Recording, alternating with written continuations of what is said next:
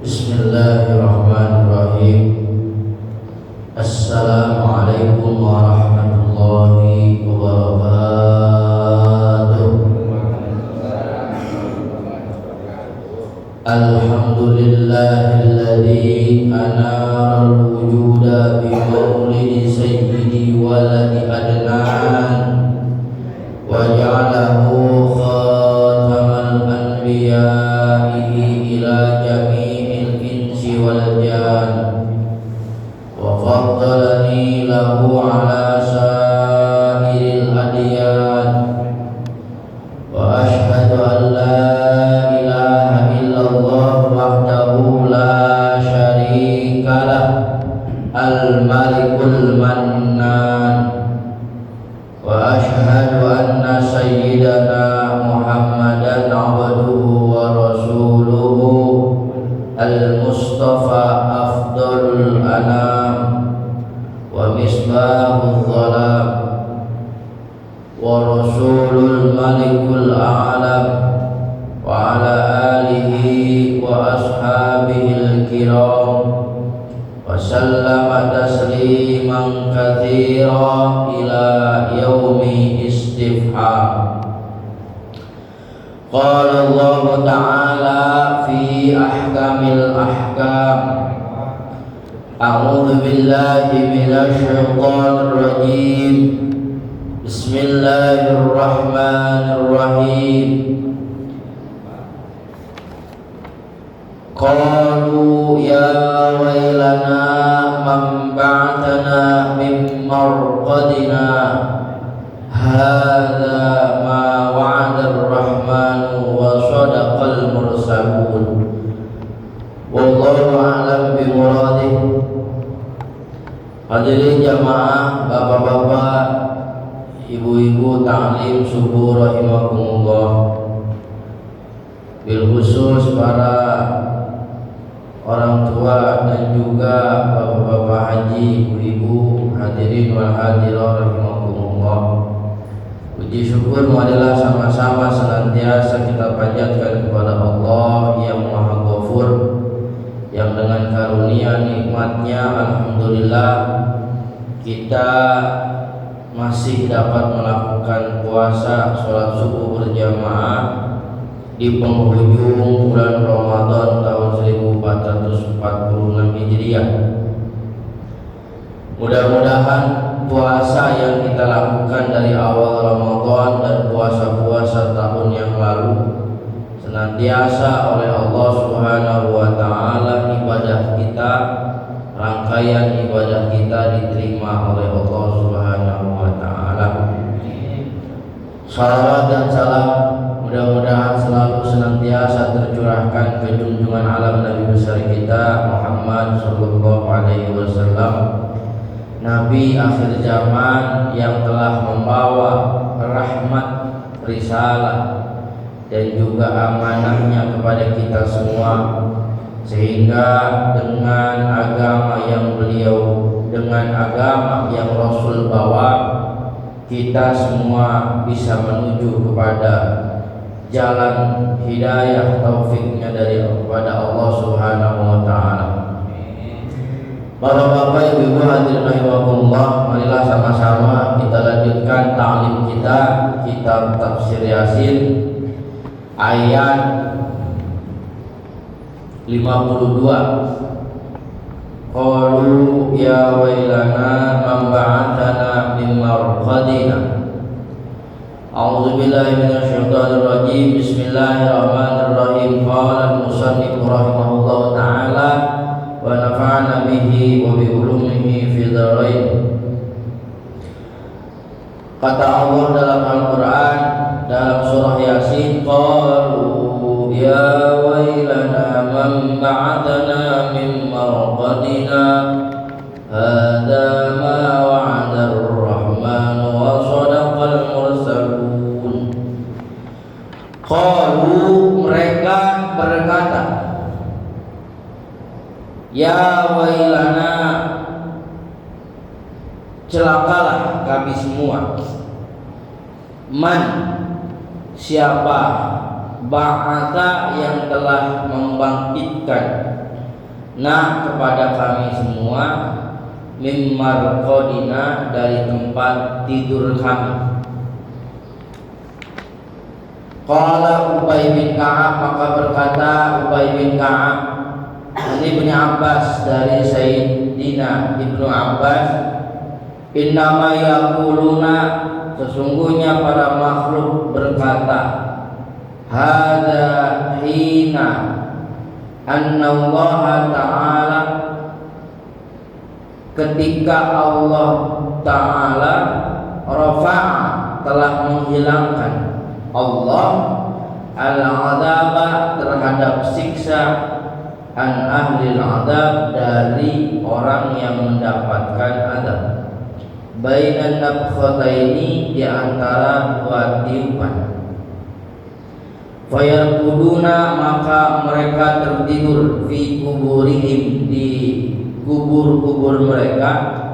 Fa idza bu'itsu, maka tatkala dibangkitkan mereka, ba'da nafkhatil akhirah, setelah tiupan terakhir, wa ayanu, dan jelas, wa ayanu, dan mereka menyaksikan, al-qiyamata, terhadap hari kiamat, da'au, maka mereka berseru, bil wail, dengan kalimat celakalah. Jadi ketika orang kafir itu di alam kubur, mereka ditidurkan, disetop siksaan dari orang yang berhak disiksa di antara dua tiupan, tiba-tiba dibangunkan, fayarquduna fi kuburihim fa idza bu'itsu ba'da nafkhatil ula. Ketika dibangunkan maka kaget, maka mereka berseru bil wail, dengan kalimat celaka. Wa ayanu, mereka menyaksikan kiamat.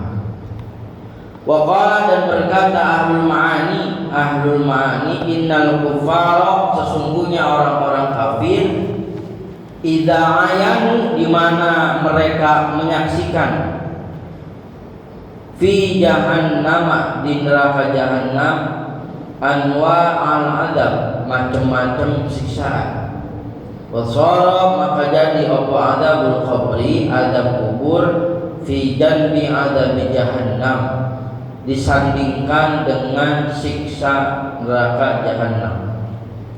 Khanaumi, maka seperti tidur. Qalu, maka mereka berkata, memba'athana min marqadina, siapa orang yang telah membangunkan kami dari alam kubur, tempat mereka pada tidur. Jadi orang kafir yang disiksa di kuburan, mereka pada hakikatnya melihat bagian dari siksa neraka jahannam. Anwa al-adab, yang di neraka itu macam-macam siksaannya. Jadi siksaan di neraka itu macam-macam. Sama seperti ketika Nabi Mi'raj melihat bagaimana Nabi diberikan tamsil. Yang paling ringan, siksa neraka paling ringan, itu adalah pakai sendal produk neraka, itu paling ringan.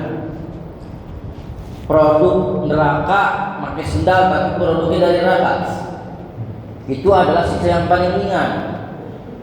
Tiba pakai sendal doang, tapi yang mendidih otak kita, itu sendal dari neraka, itu paling ringan. Makanya anwa al-adab, mereka itu diperlihatkan macam-macam adab. Wasara adabul qabri, sehingga mereka menjadikan adab kubur itu fidan bi adab jahannam, itu sama dengan disandingkan siksa neraka jahannam.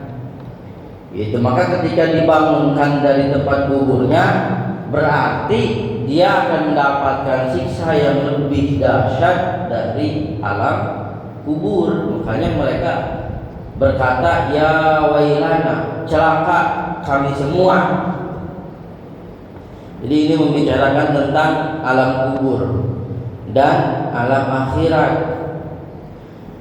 Tsumma qalu, kemudian mereka berkata, hadza ma wa'adar rahman wa shadaqal mursalun. Hadza, inilah ma perkara, wa'ada yang telah dijanjikan itu wa'ada yang telah menjanjikan karena itu sopo ar-Rahman, Allah yang maha pengasih. Itu bis. Hada inilah perkara wa'ada yang telah menjanjikan karena itu sopo ar-Rahman, Allah yang maha pengasih. Wa sodaqo, dan sungguh benar al-mursaluna, rasul-rasul Allah fi kalamihim, dalam sabda rasul. Nanti mereka berkata, hada ma wa'adar Rahman, inilah janji Allah yang dulu waktu di dunia udah diceritain oleh siapa? Oleh para rasul, oleh para nabi, disampaikan oleh para ulama. Makanya kan sebelumnya mereka nanya, kapan terjadinya kiamat? Kapan terjadinya akhirat? Jangan-jangan akhirat itu hanya dongeng belaka versi mereka. Maka nanti ketika terjadi dengan kiamat dan juga dibukakan tabir akhirat, cuman bilang ma wa'adar Rahman, inilah apa yang Allah telah janjikan. Wa sadaqal mursalun, dan benar para rasul ucapannya. Karena rasul itu ucapannya selalu benar, nggak pernah salah. Ucapan yang selalu benar adalah ucapan rasul. Rasul manapun itu ucapannya benar. Kenapa? Karena nabi dan rasul punya sifat yang wajib dimiliki, yaitu sifat siddiq. Siddiq artinya benar. Makanya Rasul gak pernah salah, benar terus omongannya. Apalagi Nabi Muhammad sudah dijamin kebenarannya dan gak pernah salah ngomong. Kalau model kita manusia banyak salah ngomong, tapi kalau Nabi Muhammad dijamin, wa ma yantiqu 'anil hawa in huwa illa wahyun yuha. Itu Allah yang menjamin. Wa ma yantiqu 'anil hawa, dan tidaklah apa yang diucapkan oleh Nabi dari hawa nafsu. In huwa illa wahyu yuha, tetapi apa yang Allah sudah berikan wahyu kepada Nabi itulah yang berupa ucapan Nabi. Jadi nggak pernah salah Nabi itu omongan. Makanya dalam ayat ini ditegaskan oleh Allah, wa sadaqal mursalun, Allah itu benar apa? Benar sabda-sabda Rasul. Beda omongan kita. Kadang omongan kita banyak salahnya ketimbang benernya. Tapi kalau ada kata Nabi itu pasti benar. Fi kalamihim, pada omongan mereka, wahum, dan mereka itu mukirruna, mengakui. Jadi mereka orang-orang kafir baru mengakui, tetapi walam yanfa'hum, tidak memberikan manfaat itu kalam. Wala yanfa'hum, maka tidak memberikan manfaat hum atas itu orang kafir, apa al-iqraru, ikrar, penetapan atau mengakuinya enggak manfaat. Kenapa? Karena udah di akhirat, udah enggak ada gunanya. Nanti orang kafir itu akan mengakui fi kalamihim wa hum mukirruna, mereka mengakui walam yanfa'hum al-iqrar, tetapi tidak memberikan manfaat atas mereka apa al-iqraru, pengakuan atau mengakui penetapan bahwa apa yang diceritakan oleh Nabi dan Rasul itu benar. Wakilah, dan dikatakan lagi qalat malaika, berkata satu pendapat, malaikat berkata. Jadi yang berkata itu malaikat, hada ma wa'adar Rahman, inilah apa yang dijanjikan Allah kepada mereka pada nanti di yaumil kiamah. Itu adalah perkataan malaikat, in kanat illa sayhatan wahidatan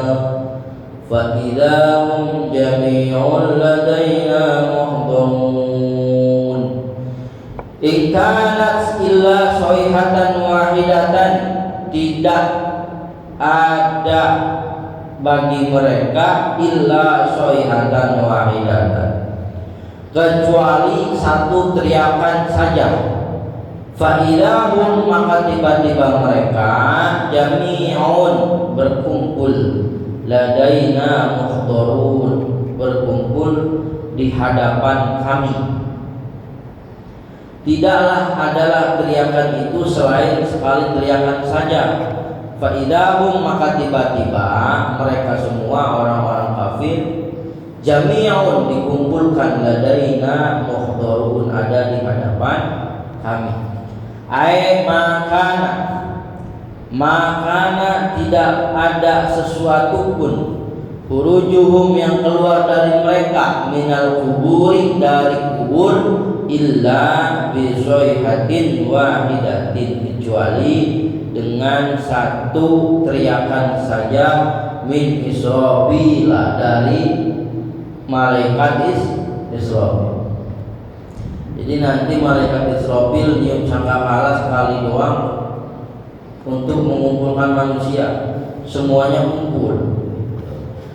Li'anal makhlukina, karena sesungguhnya makhluk semua, yamutuna, bakal meninggal, mati semuanya, bisohihatin, dengan satu teriakan, satu trompet. Wa yakhrujuna, dan mereka keluar min kuburihim, dari kubur mereka, bisoihatin, dengan satu teriakan juga, dengan satu trompet juga.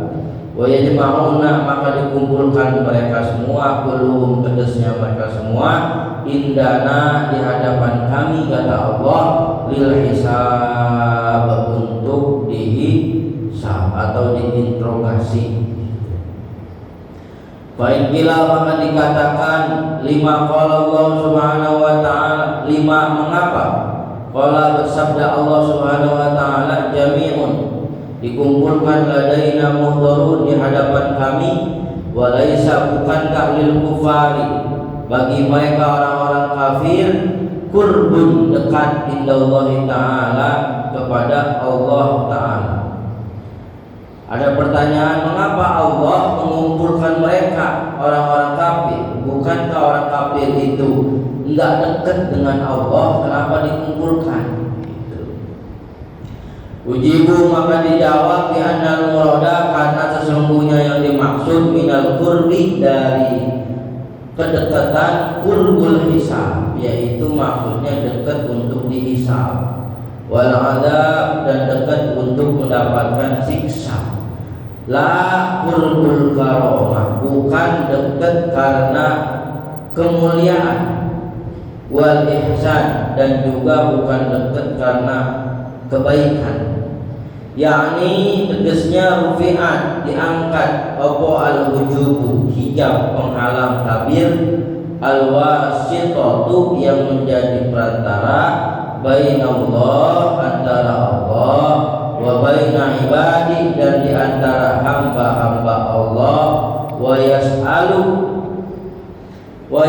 dan bertanya, ibadahu, kepada hambanya, bi azamatihi, dengan keagungannya, wa kibriyaihi, dan dengan ketakaburannya, an jami'i ma, terhadap seluruh perkara, fa'alu, apa yang telah dikerjakan, fid dunya, di alam dunia, minal khairi, dari perkara yang baik, wa syarri, dan dari perkara yang buruk. Jadi nanti dikumpulkan untuk dihisab. Tentang apa? Anjami'i ma fa'alu, dengan tentang apa yang kita kerjakan di dunia, apakah mengerjakan yang baik, apakah mengerjakan yang buruk, nanti itu ditanya. Fal yawma la tuzlamu nafsun syai'an wa la tujzauna illa ma kuntum ta'malun.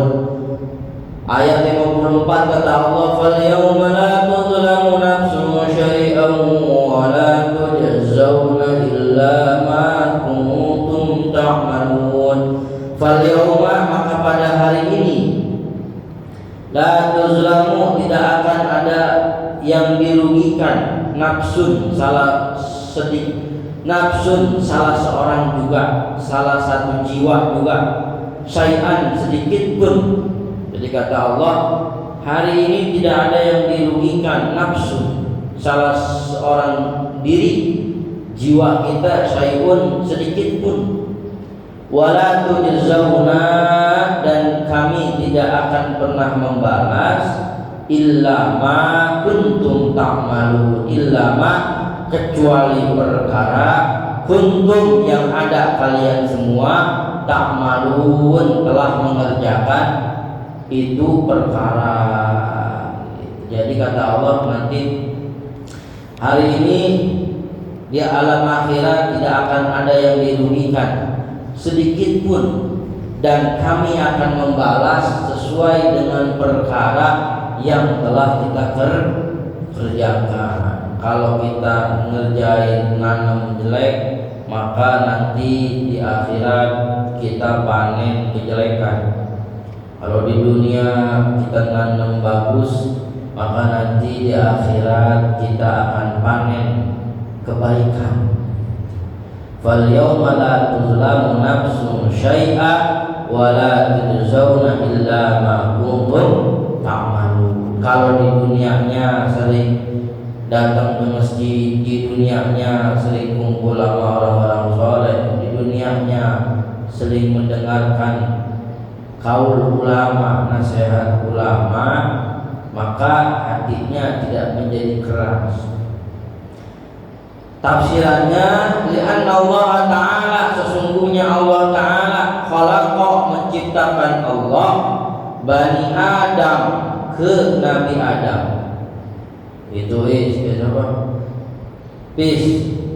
Li'anna Allah Ta'ala khalaqa, menciptakan Allah Bani Adam, ke Nabi Adam. Wa atahum, wa ata, dan memberikan Allahum kepada mereka Bani Adam al-aqla, kepada akal, jadi maf'ul bih. Wal fahma, dan pemahaman. Wa bayyana, dan pertela. Wa bayyana, dan jelas. Lahum, bagi mereka itu Bani Adam, thariqal khair, apa? Jalan kebaikan. Wa syarr, dan jalan kejelekan. Wa bayyana, dan pertela. Wa bayyana, dan jelas. Lahum, bagi mereka itu Bani Adam, jazaa'a a'mal, balasan amal, al khairi, yang bagus, sifat dari amal, sifat mausuf. Wa syarri, atau kepada amal khair, atau wa syarri, dan dari amal yang jelek. Jadi susunan sifat mausuf, na'at man'ud dalam ilmu alat.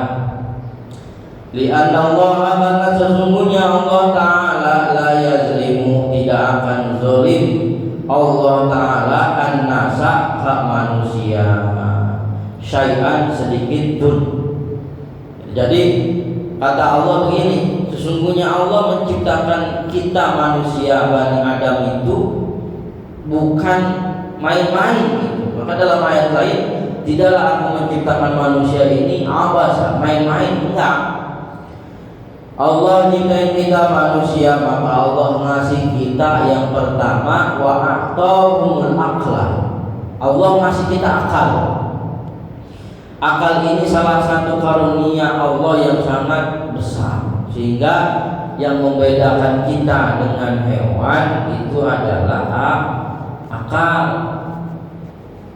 Itu yang membedakan kita dengan hewan, akal. Kalau tidak ada akal, ya kita sama dengan hewan. Monyet suka makan nggak, Pak? Monyet suka makan nggak? Suka. Monyet suka minum nggak? Suka. Monyet suka tidur nggak? Suka. Kita suka makan nggak? Suka. Kita suka minum nggak? Suka. Kita kawin nggak? Kawin, monyet kawin nggak? Kawin. Cuman bedanya monyet puasa nggak? Enggak. Monyet sholat nggak? Monyet zakat nggak? Enggak. Berarti manusia yang nggak sholat, nggak zakat, nggak puasa itu namanya monyet. Ya kan bener. Kan yang membedakan itu kan kata Allah akal. Ini bukan kata saya. Ya paling. Monyet suka makan nggak? Suka. Monyet suka minum nggak? Suka. Monyet suka tidur nggak? Suka. Monyet suka kawin nggak? Suka. Monyet suka berantem nggak? Suka.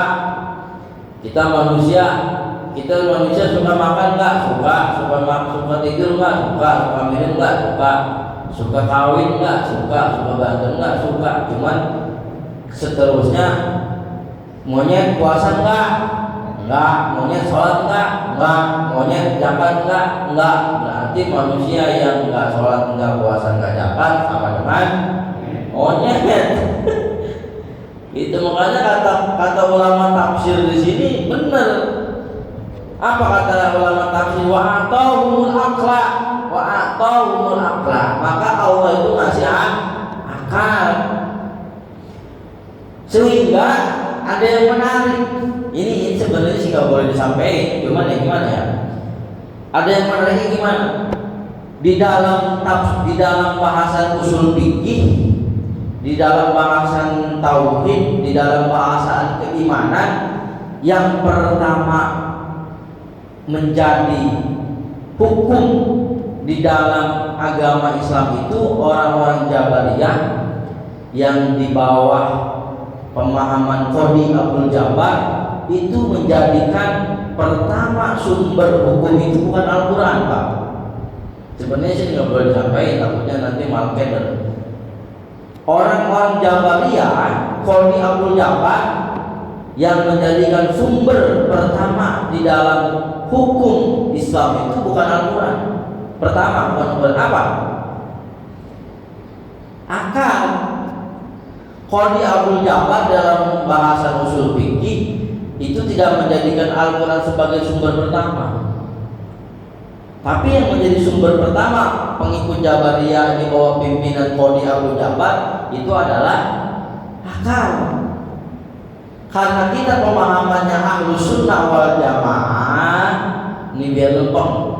Karena kita pemikirannya Ahlus Sunnah wal Jamaah, maka kita menempatkan Al-Quran sumber pertama di dalam pengambilan hukum Ahlus Sunnah wal Jamaah. Maka waktu dulu kuliah di UIN ditinggalin dulu pemahaman Ahlus Sunnah wal Jamaah. Kenapa nggak berkembang katanya?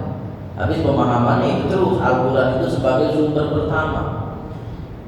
Kalau Jabariyah enggak, itu menjadikan akal sebagai sumber hukum pertama. Yang kedua baru Al-Quran. Ini jangan salah tangkap nih. Gitu kalau kuliah subuhnya itu repot juga nih, takut berubah doang Bang Haji Asim. Kalau Bang Haji Asim kan pemahamannya Ahlus Sunnah wal Jamaah. Pemahamannya Ahlus Sunnah wal Jamaah di bawah pemahaman Abu Mansur Al-Maturidi dan Abu Musa Al-Asy'ari. Itu dalam ilmu kalam. Pemahaman Abu Mansur Al-Maturidi dan Abu Musa Al-Asy'ari disebut pemahaman Ahlus Sunnah wal Jamaah. Apa pemahamannya? Memposisikan Al-Quran sebagai sumber nomor satu dalam pengambilan hukum. Beda dengan pengikut Jabariyah. Ini banyaknya dianut oleh almarhum Nasution, yaitu dulu rektor UIN Ciputat. Qadhi Abdul Jabbar itu pemahamannya bahwa yang pertama itu bukan Al-Quran, tetapi akal. Saking hebatnya akal ini yang Allah berikan, itu menjadi sumber hukum. Alasannya bahwa orang yang akalnya digunakan, pemikirannya dipakai, maka dia bisa memahami tentang Al-Quran itu. Makanya sumber pertama dalam hukum Islam pemahaman Qadhi Abdul Jabbar itu adalah akal. Makanya akal itu dipakai gitu. Kalau akal yang dipakai tumpul nggak diasah ya percuma. Itu oleh pengikut Jabariyah ya memang bagus, artinya masuk akal. Itu yang bawa fahma dan diberikan pemahaman sehingga manusia oleh Allah diberikan itu wabayana dan sudah jelas lahum thariqul khair, jalan kebaikan udah jelas jalan kebaikan apa aja ya udah jelas. Dengan apa? Pemahaman akal. Orang berbuat baik, orang tolak ilmu, orang sedekah, orang mengerjakan salat itu jalan kebaikan. Bahkan memindahkan duri di jalan itu adalah kebaikan yang paling kecil tapi manfaatnya itu. Udah jelas semua perjalanan wasyari dan kejelekannya udah pada tahu. Pakai apa? Nggak usah pakai Quran, pakai akal. Orang nemu paku di pinggir jalan, ini kan kebalik. Kalau orang zaman sekarang balik, bukannya ngambilin paku di pinggir jalan, tapi malah ditebarin paku. Coba itu. Kita nemu paku ini di jalan, jangan banyak satu biji paku. Kan kita akal kita kan bicara, akal kita mikir tuh ini paku. Kalau kena orang bisa berdarah, bisa tembus sedarnya. Kalau orang bawa motor ban-bannya bisa kempes. Kan akal kita ngomong, Pak, nggak usah pakai Al-Quran. Gua pinggirin dah paku, gua amanin atau bahkan dikantongin, nggak dipinggirin doang. Gua kantongin dah paku ini. Kalau misalkan kena motor yang buru-buru kerja, jadi ketinggalan kerjanya. Kalau kena mobil ribet lagi aja. Biar kata bantu plus juga paham. Kan dipilih sama akal kita. Itu yang namanya mintain satu paku. Tapi kalau orang sekarang kadang-kadang masa bodoh lah, bodoh amat yang penting nggak kena gua, kan begitu. Itu akalnya nggak dipakai. Atau bahkan yang lebih sadis lagi, kalau tadi orangnya egois, bodoh amat yang penting nggak kena motor gua, begitu. Ada lagi yang lebih sadis, bukannya diambil tuh paku dan nggak mikirin dirinya, malah ditebarin tuh paku. Biarin dia pada kena paku. Dapat duit. Ali yang ngomong itu ditebar, bukannya diambil ditebarin itu paku. Ya sama, artinya kalau akal kita ini mau dipakai, jalanan itu jalanan punya umum. Yang namanya jalanan itu udah punya umum Bang Jasif. Jadi jalanan yang udah lega-lega jangan dibikin sempit. Darum sepat pulau kan. Ya, jalanan yang udah lega jangan dibikin sempit, bikin rumah pada madu, orang mau mundur, padahal wakaf jalan itu gede. Coba kenapa? Ya akalnya. Ya tadi egois. Bodo amat, aku di pinggir jalan yang penting gak kena gua, kan enggak. Tapi kalau akalnya dipakai, kata Allah tadi kan, gua ambil kamu kasihan takut kena orang. Itu namanya thariqul khair. Jadi udah jelas tanpa adanya Quran dan hadis Nabi, akal kita ini bisa bicara. Wa bayyana lahum, maka sudah jelas juga bagi mereka jazaan amal khair. Ini udah diulang-ulang oleh Allah. Jangankan dalam surat yang 30 juz, dalam juz amma anak-anak kita ngaji, faman ya'mal mithqala dzarratin khairan yarah wa may ya'mal mithqala dzarratin syarran yarah. Itu kan udah hafal kita anak-anak kita. Itu udah jelas.